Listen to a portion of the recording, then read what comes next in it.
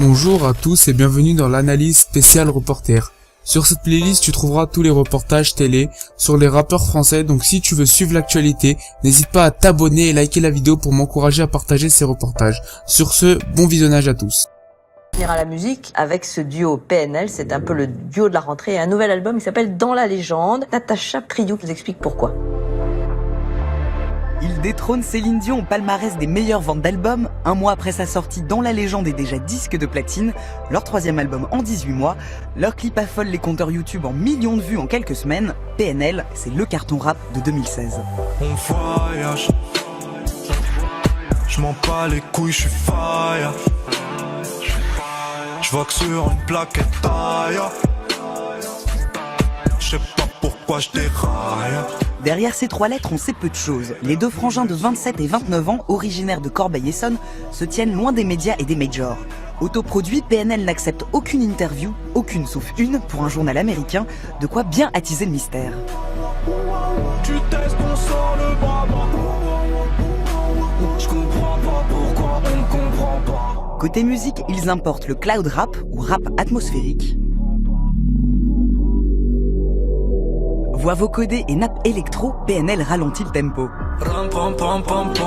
C'est de la bonne à sa mère. Côté texte, ils chantent une jeunesse blasée et racontent le blues des dealers. Pas vraiment politisé, leur tube Le Monde ou Rien est pourtant devenu l'hymne du mouvement Nuit debout et des manifs contre la loi travail.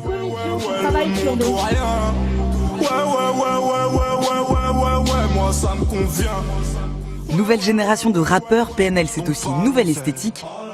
Chez eux, pas de grosses voitures ni de filles en string, cheveux longs et gominés, ils cassent l'imagerie gangsta.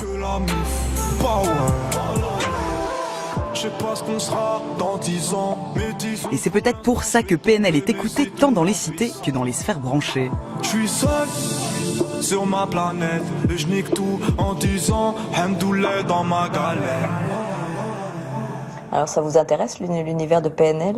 Oui, enfin le hip-hop en général, mais c'est justement un mouvement musical où il y a encore une grande liberté, une grande énergie. Je veux dire, et en même temps une totale indépendance. C'est-à-dire qu'ils ont compris, avant même la plupart des maisons de disques d'ailleurs, que le marché du disque, que le rapport à la musique aujourd'hui avait changé. Ils conservent une immense liberté et en même temps ça fonctionne. C'est-à-dire que le lien avec le public fonctionne.